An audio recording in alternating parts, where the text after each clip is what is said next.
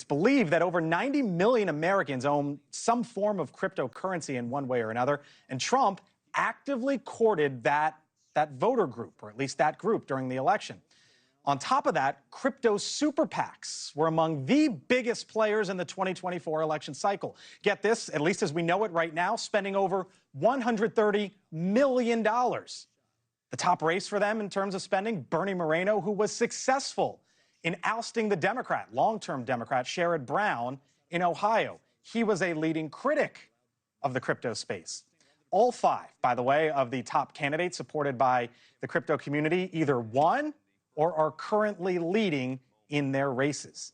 Our next guest, you probably know him as the former ranking member of the Senate Banking Committee, former senator from the state of Pennsylvania, Pat Toomey, joining us live here on the Hill. Senator, thanks for being with us. Appreciate the time. You're a proponent of crypto. You got it. How badly did Washington misjudge this? I was talking about it for a while, saying this is a big voting bloc. They're spending a lot of money, and it seems like they were incredibly successul. I'll tell you what, obviously it was a huge night for Republicans, but it was a huge night for crypto also. Crypto won big. The bottom line is now we clearly have unambiguously pro-crypto majorities in both the House and the Senate. It's bipartisan. The organization, both Fair Shake, the Super PAC, but also Stand with Crypto and other grassroots organizations really brought the fight to this election cycle.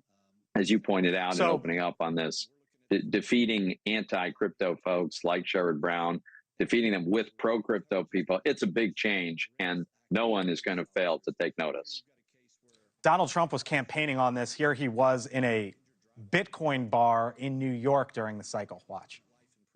Everybody that's a crypto guy, crypto maniac, as I call them, because they really are that. We're a little bit wild, right? Yeah, we're a little wild. Whether it's Bitcoin, but crypto, get out and vote, because if you vote, we cannot lose. It's the beginning of a new era, actually.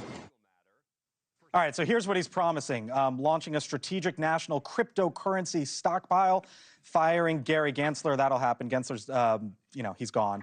All future Bitcoin, he says, will be mined in America. Not sure how that happens. But what about this idea of a stockpile? I mean, obviously, there's the SPRO, the Strategic Petroleum Reserve.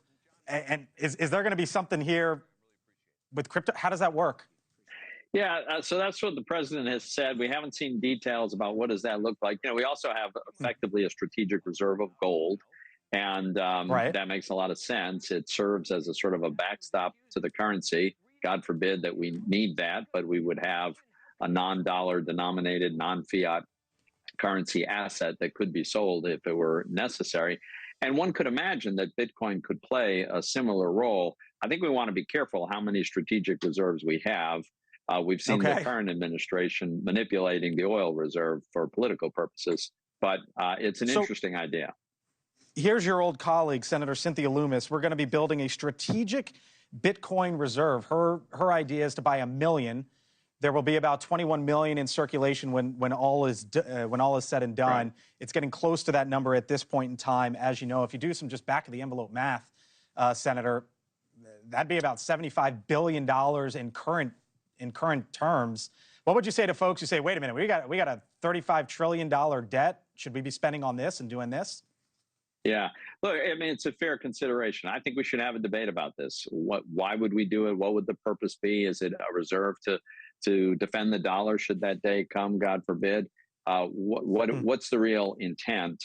But I think we should have that conversation. Bitcoin certainly has many of the properties that has made gold a strategic reserve for a long time. So it's worth having the conversation.